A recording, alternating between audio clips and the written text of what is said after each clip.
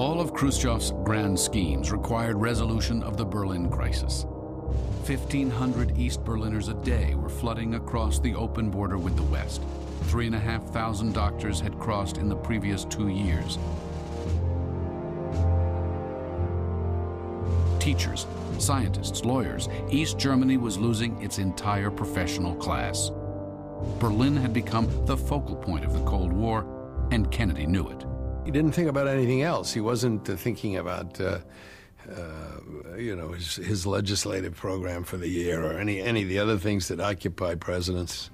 This is the problem that was going to occupy him, and until it was settled, nothing else was going to get done much.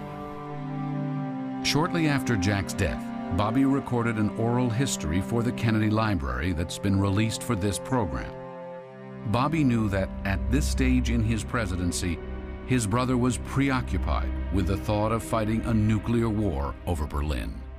He had a hell of a tough time, you see, after the Bay of Pigs. Not just rising out of the Bay of Pigs, but Berlin. Yeah.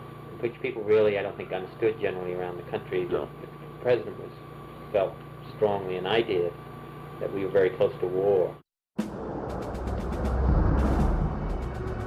1 week after the Vienna summit, Khrushchev announced a 1/3 increase in Soviet defense spending. Kennedy matched the escalation.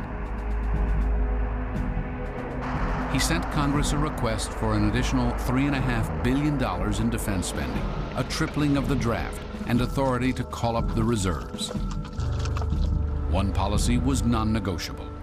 The U.S. intended to honor its commitment to defend West Berlin. We do not want to fight, but we have fought before, and others in earlier times have made the same dangerous mistake of assuming that the West was too selfish and too soft and too divided to resist invasions of freedom in other lands.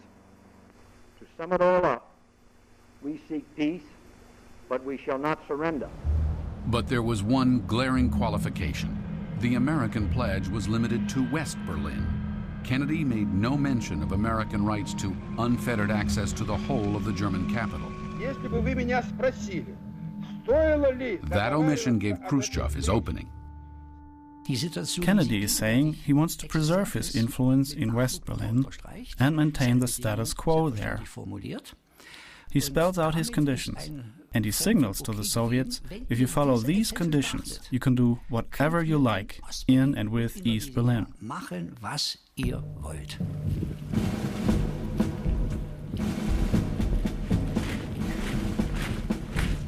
On August 13, 1961, Khrushchev gave his response.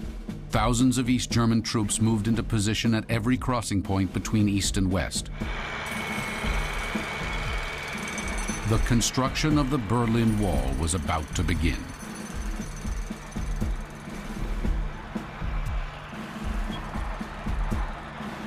In the western sector, there was a fear of a communist invasion. 10,500 East German troops marched up to the partition line and stopped. And when the news was broadcast over the radio and printed in the newspapers, one simply couldn't believe it. One simply couldn't imagine it. We were speechless to imagine that this whole city was separated just like that. There were relatives on both sides. People who looked after their old parents in the East, for example. And some of them died without having ever seen each other again.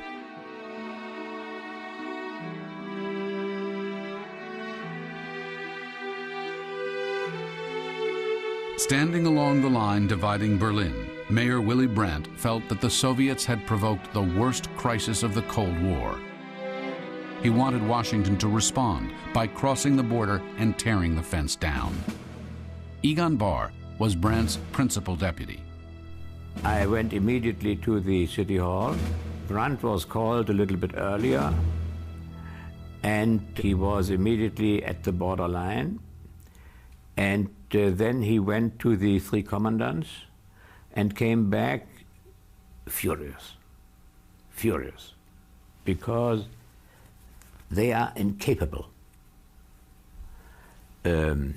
I cannot tell you In English, the real word he said, Arschlöcher. They had no orders. They did nothing.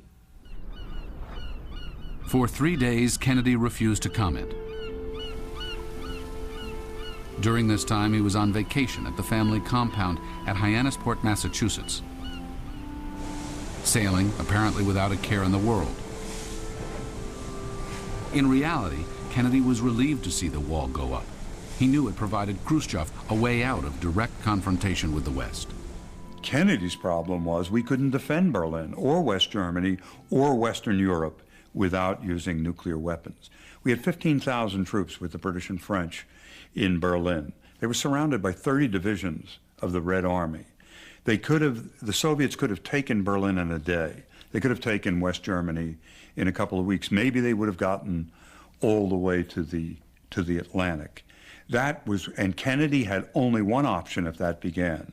That was either to let them do it or to use nuclear weapons. Secretary of Defense Robert McNamara immediately recognized that Khrushchev had diffused a volatile situation and handed the West a colossal propaganda coup. It was a symbol of their weakness.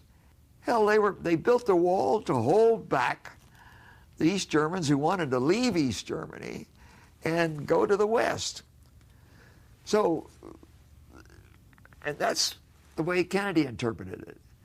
We should make the West see this as a major sign of weakness of the Soviets, which it was. And therefore, he resisted the pressure from those who said, apply military force to tear down the wall. There were many who did say that. By the fourth day, when there was still no move by the Western powers, Phase 2 was ordered by Moscow. The barbed wire was replaced by a pair of concrete walls, 12 feet high, separated by a death zone, a 50-foot strip filled with landmines. And yet still they came, thousands willing to risk everything for one desperate dash across open ground to freedom. Walter Thoreau had joined the East German Army. He believed those escaping were traitors. That was before he was assigned to the border and given his instructions. For me, what caused a total change of heart was the order to shoot and what that would mean. This order to shoot was issued by the Minister of National Defense, and it read, anyone who approaches the border or attempts to cross to West Berlin is a traitor, a provocateur. They aren't escapees, they are criminals. Call out to them, tell them that a warning shot will be fired, then shoot. Thousands would continue to defy the wall. Families would come to the wall to look across the divide. This young couple on their wedding day waved to parents they wouldn't see again for nearly 20 years. Tears of a mother, the sadness of a bride. That is Berlin today.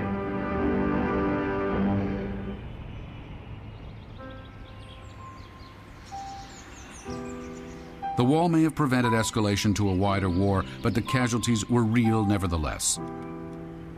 One personal tragedy in particular came to symbolize the cost of American detachment.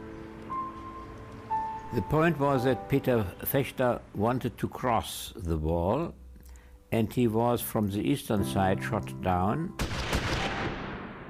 fell back to the eastern side, and died 50 minutes crying.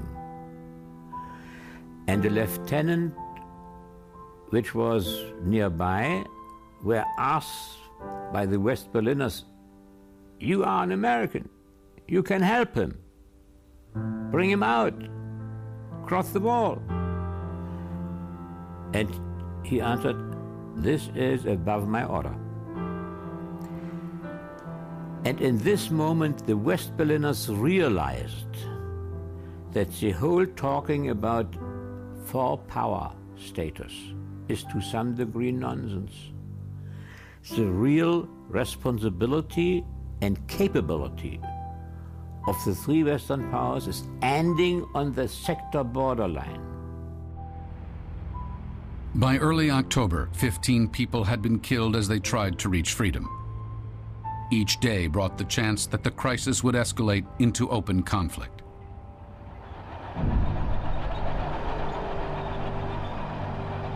Soviet and American tanks started to move towards Checkpoint Charlie, one of the few crossing points between East and West. Washington and Moscow braced themselves for the next step. Each side mistrusted the other's intentions. Each insisted they would never back down.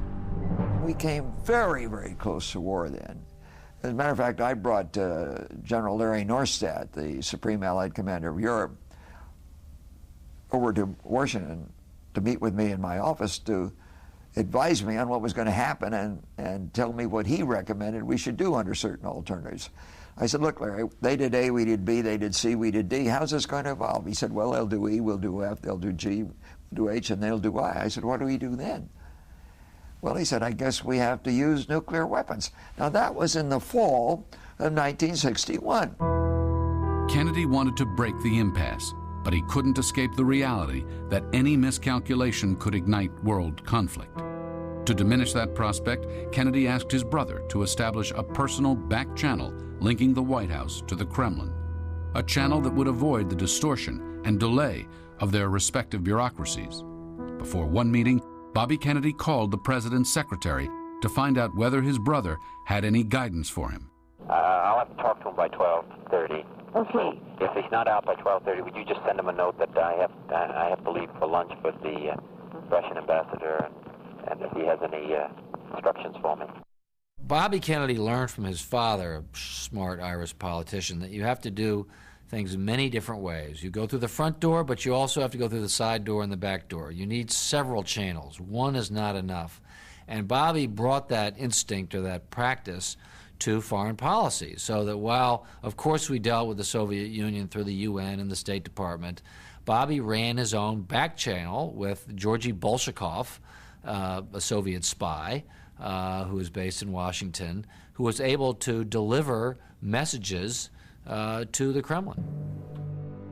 It was through assurances delivered to Bolshakov that both sides withdrew their forces at Checkpoint Charlie. Another crisis resolved short of war. Kennedy wondered how long his luck would hold. I said, you sleep well? It was kind of a joke a little bit, and he said, yeah. He said, okay. He said, at first I did worry, and I perhaps didn't sleep all that well. He said, I tried to put the world together during the day, and then Khrushchev would take it apart at night. But he said, I now don't worry about it. That's just what happens. And you come back and you work at it each day. And that's just part of the chess game that we play. On October 30th, 1961, Khrushchev made his next move. Breaking a promise given at the summit, he unilaterally restarted atmospheric nuclear testing.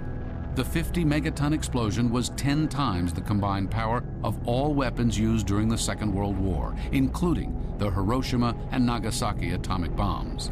It sent shockwaves around the world and would be a prelude to the greatest crisis of the Cold War.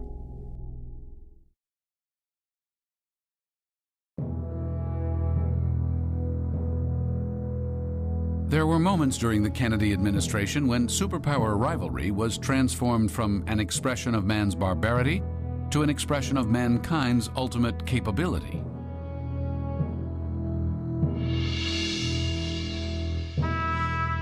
We set sail on this new sea because there is new knowledge to be gained and new rights to be won, and they must be won and used for the progress of all people.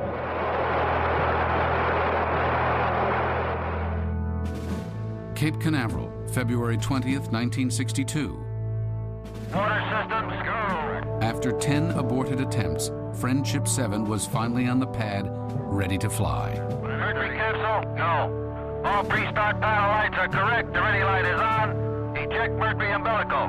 Atop an Atlas intercontinental ballistic missile, Colonel John Glenn was strapped into a capsule in the spot where a nuclear warhead would normally go. Mercury umbilical clear. Mercury is go. Lights on. Unlike the Soviet space program, there was no news blackout to conceal failure. T-minus 18 seconds and counting engine start. This was going to be broadcast as it happened. Godspeed, John Glenn.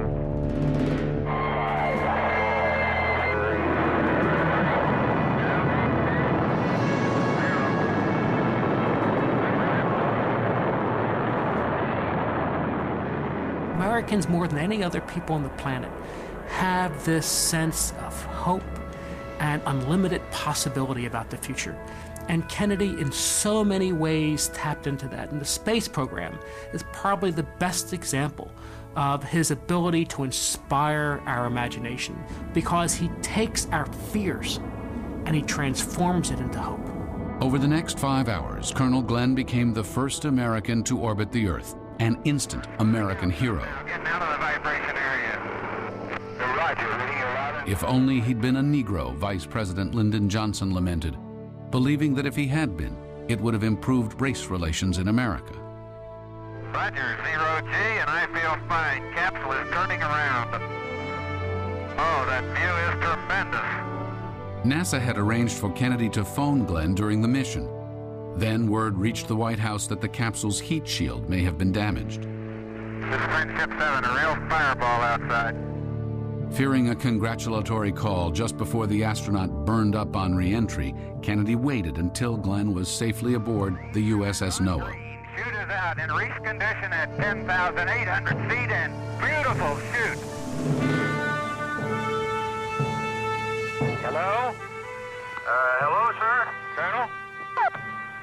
This is Colonel Glenn. Oh, listen, Colonel, we're really proud of you, and I must say you did a wonderful job. It was a wonderful trip. It's almost unbelievable to think back on it right now, but it was really tremendous.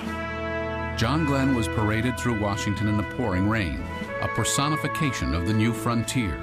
Bold, courageous, willing to accept a mission fraught with danger. Just as Kennedy had hoped, the manned space program was showing the world what American ingenuity could achieve. We choose to go to the moon in this decade and do the other things, not because they are easy, but because they are hard. Because that goal will serve to organize and measure the best of our energies and skills. Because that challenge is one that we're willing to accept, one we are unwilling to postpone, and one we intend to win, and the others too.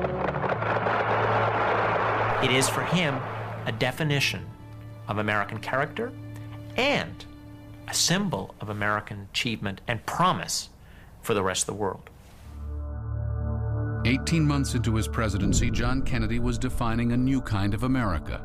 Not just a new kind of politics, but a new kind of life. The new frontier would extend far into space, but also deep into the American psyche.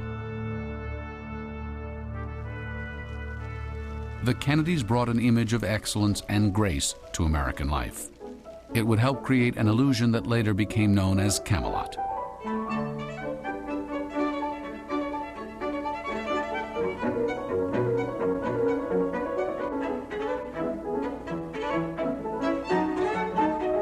They appeared to live a charmed existence, never before seen in the White House. Theirs was a life and a family to emulate.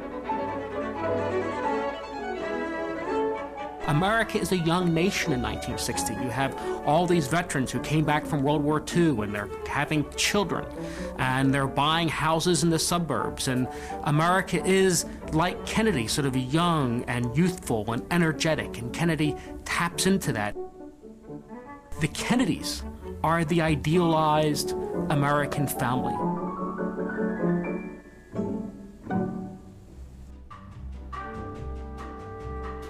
In Jackie, America had a first lady for the world to admire, a gracious hostess, an arbiter of style and fashion, an intelligent beauty, a natural diplomat.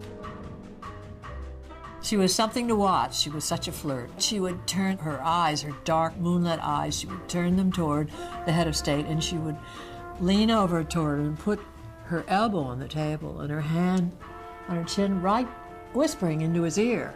It was the most seductive thing I ever saw, and it worked. The men were crazy about her, and they would do things that they wouldn't have done otherwise, I swear, for the United States of America.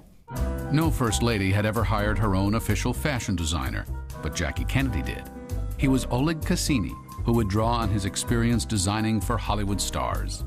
The job of a good designer in Hollywood is to make the star, which she was one of course, look at magnificent, at best a possible way. Jackie just revolutionized the nation's view of fashion. Every story I wrote back then about the event or whatever, I always had to have some paragraphs in there about the dress and where it came from. But for the First Lady, high fashion came at a high price. It was Jack's multi-millionaire father, Joe Kennedy, who supported Jackie's glamorous lifestyle. The father of the president paid the bills, reluctantly. And there were more bills to be paid, more changes to be made. Even as she moved into the White House, Jackie began planning its renovation. The White House, she confided to friends, looked like it had been furnished by discount stores. Jackie set to work on an ambitious overhaul of the White House, made the cover of Life magazine, and starred in a televised tour of the newly restored presidential home, watched by tens of millions of viewers worldwide. I just think that everything in the White House should be the best, the entertainment that's given here. And if it's an American company that you can help, I like to do that. If it's not, just as long as it's the best. For White House state dinners and performances, she rustled up the best of what America had to offer.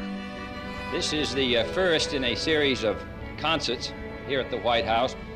As shrewd as he was in politics, John Kennedy was not as familiar with Jackie's world. He was not an expert on music, classical music. In fact, he knew nothing about it. So the first few concerts, when the musician and the leader of the orchestra or the chamber music or whatever it was would come to the first movement and stop, there's a pause. The president always thought gratefully, oh, thank God it's over, and he would rush up and embrace the maestro or embrace the singer or the pianist. It was so funny, and he was so embarrassed when he realized that he was doing it all wrong. So he called me in and said, you're not supposed to allow that to happen. And I said, Mr. President, you go off, you dash off before anyone can stop you. You leapt out of your chair. And he said, I want you to develop a signal system with me so that when it really is the end of the concert, I know. Well, I didn't know classical music all that well either, but I wasn't about to admit it. So I got one of the social aides who really knew his classical music. And we stood right in a crack in the great doors going into the East Room. And whenever the concert was really and truly over, I would stick a finger out and wag it at the president. And he kept looking every time, hoping that I was wagging my finger.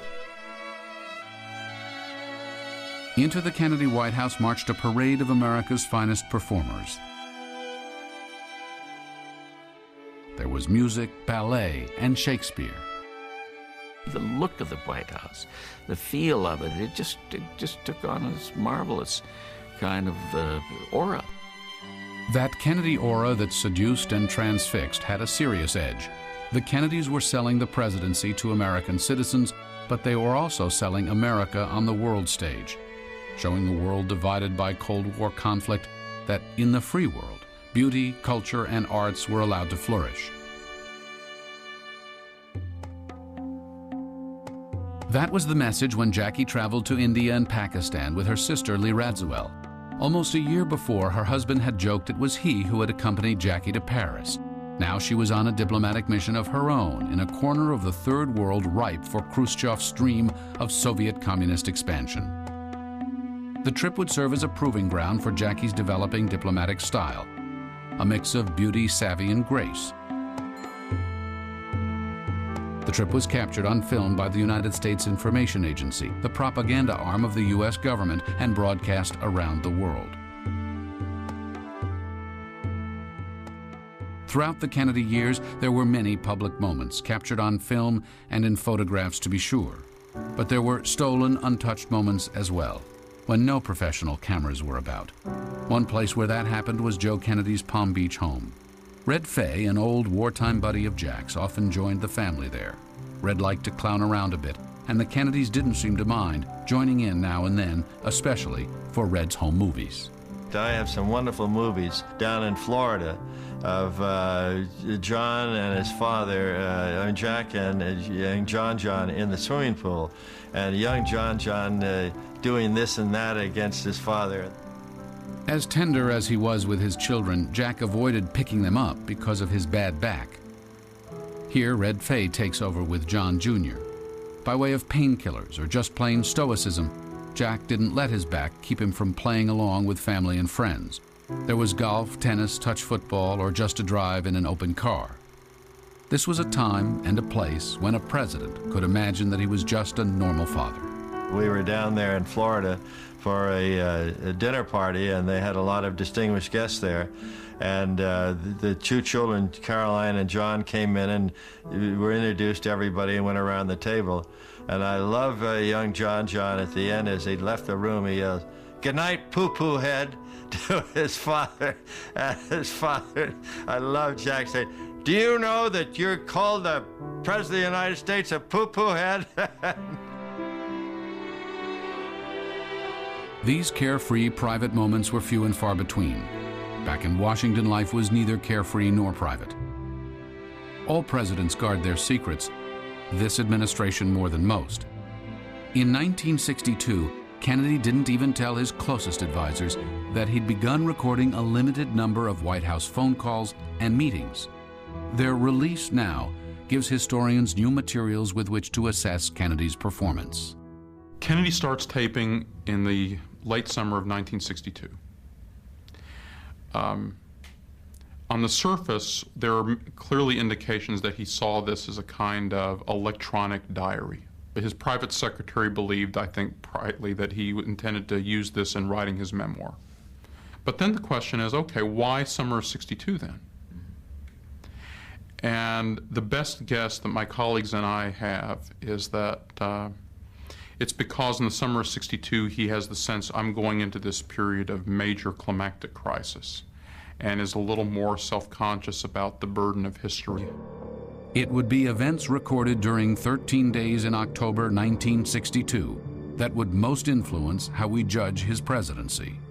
The missile crisis, which was not only the most dangerous moment in the Cold War, it can be argued that it was the most dangerous moment in all human history, because never before had two contending powers possessed between them the technical capacity to blow up the world.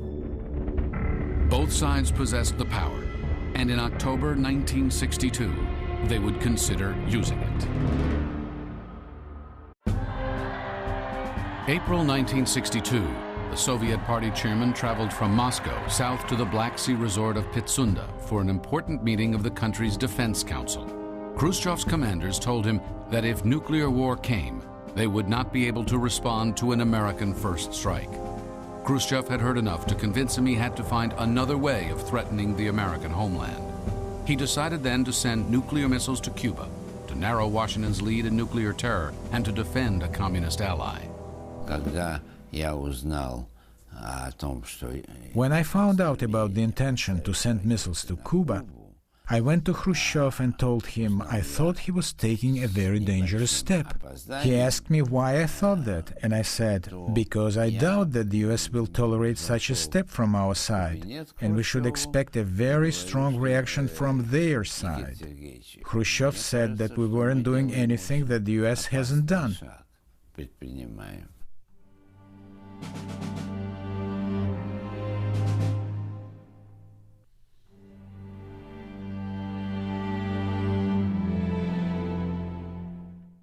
October 14th, 1962. Edwards Air Force Base, California.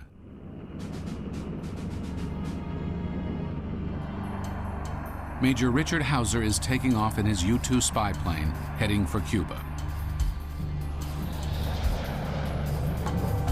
For weeks, Americans have been aware of an increased Soviet military presence on the island. Thousands of soldiers have been seen arriving on cargo ships. And despite Khrushchev's denials, the U-2 was intent on finding out what the Soviets were up to. Over a 6-minute span, 936 photos are taken. When they get to the lab, the pictures clearly show the presence of Soviet intermediate-range ballistic missiles. Kennedy was shown the photographs in the White House on October 16th. It would appear that with this type of missile, with a solid propellant and inertial guidance system, that it could well be operational within 2 weeks. It is 4:30 on the afternoon of October 16th. Kennedy is being briefed by CIA analysts on the discovery of the Soviet missiles. His Secretary of Defense immediately considers whether the U.S. is justified in launching an invasion of Cuba. To move beyond that into an invasion following the air attack means the application of tens of thousands, between 90 and over 150,000 men to the invasion forces. It seems to me almost certain that any one of these forms of direct military action will lead to a Soviet military response of some type, someplace in the world. It may well be worth the price. Perhaps we should pay that. The voice of Secretary of Defense McNamara, recorded on the day he and the president were told that the Soviets had dramatically escalated the threat of war. I was totally shocked. I couldn't believe it. I couldn't understand his motive, because he must have understood we would have to respond militarily. And that would be very, very dangerous for him and for us. Kennedy was the first to see the big picture. This was more than a Soviet attempt to protect an ally. This was about strategic balance. This was about Berlin. He called Lucius Clay, the four-star general the president had assigned to protect American interests in the divided city. So I suppose, General, we can anticipate difficulties in Berlin as well as other places. And I thought that we would keep you informed, and perhaps as the situation became more intense there, that you might be willing to come down later in the week. I'm available at any time for anything, Mr. President. Good. Fine. Well, if you get any also thoughts on any of these matters, I hope you call General Taylor or me, because, as I said, it seems to me Berlin is a key problem, as it has been from the beginning in this whole matter. But I'll be in touch with you later in the week as we get a situation involved in Berlin. Yes, sir. Good. Thanks, General. Right. He is on a knife's edge between pools of fire, with a potential nuclear war over Cuba in October on the one hand, and what he perceives as a potential nuclear war over Berlin, with even greater stakes and an even worse position a month later. For the next 2 days, Kennedy came under enormous pressure from the military to order an invasion of Cuba. I just don't see any other solution except direct military intervention right now. Mr. President, in my judgment, from a military point of view, the lowest risk course of action, if we're thinking of protecting the people of the United States against a possible strike on us, is to go ahead with a surprise airstrike, the blockade, and an invasion. I do not see that as long as the Soviet Union is supporting Cuba, that there is any solution to the Cuban problem except a military solution.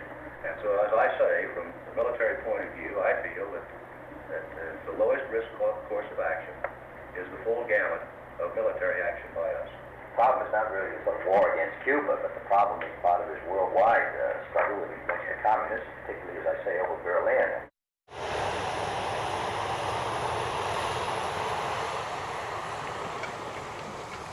As the generals increased their pressure to invade Cuba, thousands of U.S. troops were being deployed to Florida and Guantanamo Bay. Preparations that were being made without knowing that Soviet nuclear-tipped Luna missiles were in position on the Cuban beaches, ready to fire.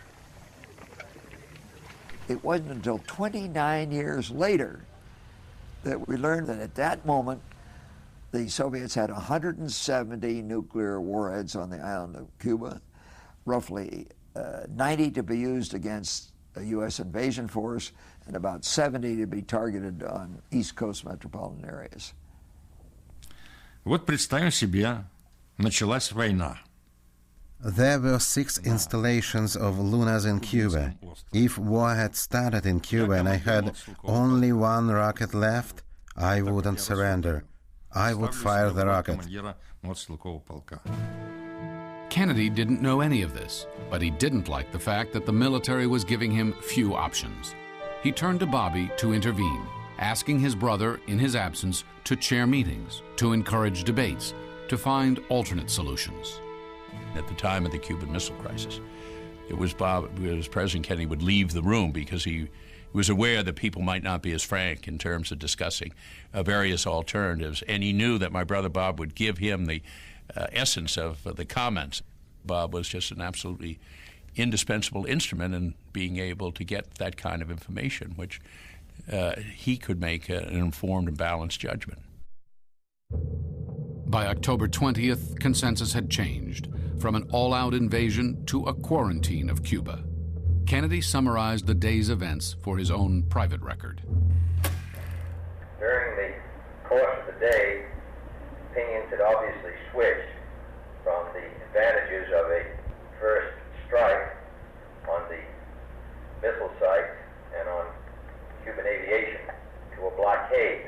For us to fail to respond would throw into question our willingness to respond over Berlin, would divide our allies and our country, that we would be faced with a crunch over Berlin in 2 or 3 months, and that by that time the Soviets would have a large missile arsenal in the Western Hemisphere, which would weaken our whole position in this hemisphere. On October 22nd, Kennedy was ready to announce to the world the blockade of Cuba, the action that was one step short of an invasion. He brought in the congressional leadership for support, but he was instead accused of political weakness in the face of Soviet aggression. These recently declassified recordings illustrate the pressure Kennedy was under to attack Cuba. If we invade Cuba, we have a chance that these missiles will be fired on us. In addition, Khrushchev will seize Berlin, and that Europe will regard Berlin's loss, which is of such symbolic importance to Berlin as having been the fall of the United States by acting in precipitous ways. I don't see how we're going to get any stronger or get in any better position to meet this threat. It seems to me that we're at the crossroads. We're either a first-class power or we're not. I don't know whether Khrushchev will launch a nuclear war with Cuba or not. I don't believe he will. But I think that the more that we temporize, the more surely he is to convince himself that we are threatened to make any real movement and to really fight. Let me just say, Senator, if we go into Cuba, we have to all realize that we are taking the chance that these missiles which are ready to fire won't be fired. So that is one hell of a gamble. I don't like the idea of a blockade at all. And what are you in favor of, Bill? I'm in favor on the basis of this information of an invasion and all out one as quickly as possible. But a blockade seems to me the worst of all. Kennedy was now in his 7th day of the crisis. His medical records show that the president had to dramatically increase his level of pain medication. John Travell was giving what we probably call now trigger point injections, which were deep injections of procaine, which is similar to lidocaine, which the dentist uses, into the muscles in his back and to trigger points around the back to relieve the pain both immediately and, in theory, to relax some of the muscles for later on relief. He'd need 6 injections in his back just to relieve the pain on a momentary basis. We have tapes. We have a day-by-day assessment record of what he's saying, what he's thinking, what he's doing, and the conferences. I found him in these crises as lucid, as cogent as you'd ever want a president to be. Now, it may be that when he went to his private quarters at night, he was a bit zonked or laid low, so to speak, by taking so many medications. But when he was on duty, when he was dealing with these crises, I found him in tip-top shape, handling things as well as you would hope a president would handle them. On the evening of October 22nd, Kennedy went before the cameras to lay out the perilous road ahead. Good evening, my fellow citizens. This government, as promised, has maintained the closest surveillance of the Soviet military buildup on the island of Cuba. Within the past week, unmistakable evidence has established the fact that a series of offensive missile sites is now in preparation on that imprisoned island. To halt this offensive buildup, a strict quarantine on all offensive military equipment under shipment to Cuba is being initiated. It shall be the policy of this nation to regard any nuclear missile launched from Cuba against any nation in the Western Hemisphere as an attack by the Soviet Union on the United States, requiring a full retaliatory response upon the Soviet Union. Kennedy had set the terms of the crisis in a way that sought to step back from war. He now had to wait for Khrushchev's response. He was exhausted, but in command. With the quarantine in place, there was still the possibility that the U.S. would be forced to launch an invasion. If the Soviet vessels continued through to Cuba, Kennedy was ready to order a full-scale attack.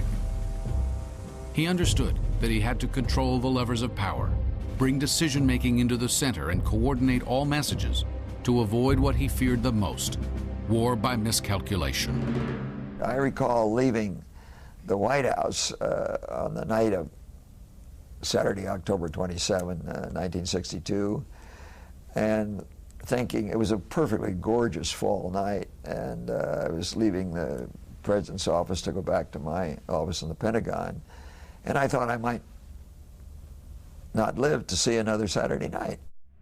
Kennedy was now alone in the Oval Office, contemplating how to salvage humanity from the carnage of nuclear war.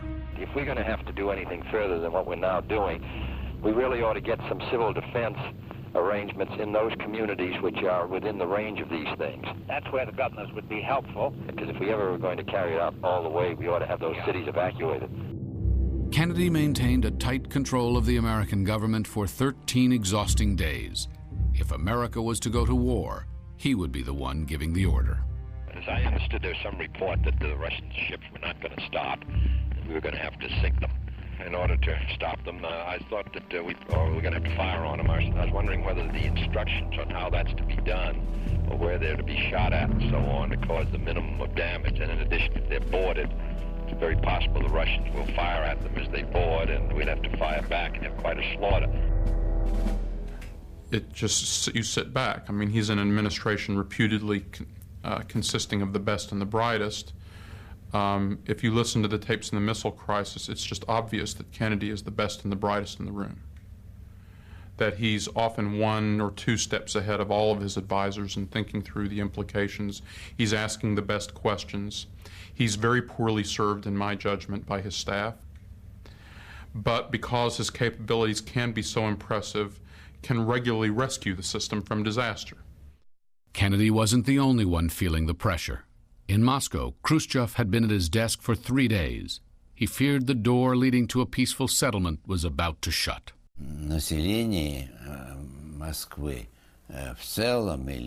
Civilians were not really aware of the danger of the situation. Those who knew what was going on tried not to talk about it.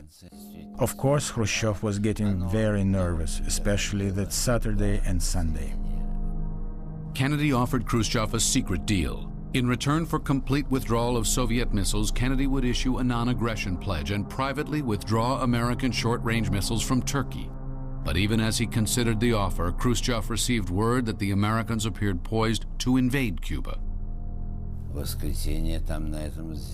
At a meeting on Sunday, a representative of ours came in and said, "I have been told that at 3 o'clock Moscow time, Kennedy will make another speech." Everyone thought that this speech was going to be the one where he announces an American invasion of Cuba, or that a bomb had been dropped.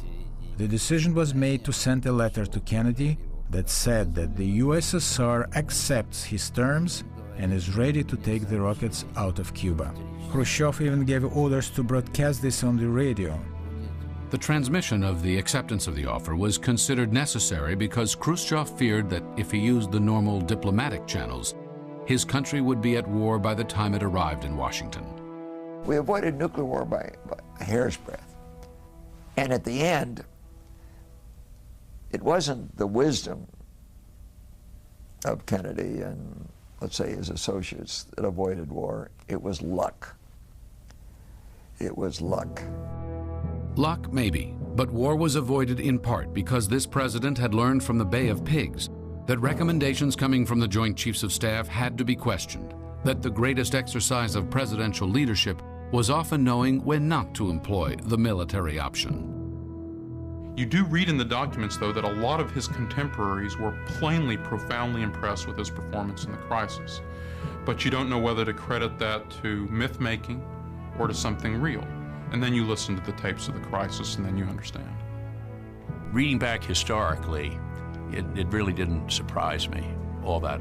I was relieved and personally grateful for the decisions making, but it really didn't surprised me. That that was a reflective of the true metal of the man. That was sort of the person that I think those of us who knew him and loved him and understood him was sort of the essence of the character that we'd seen in other instances as well. Kennedy was to occupy the White House for just 1,000 days. None would be harder or more instrumental in historians' judgment of his performance than those 13 days in October 1962.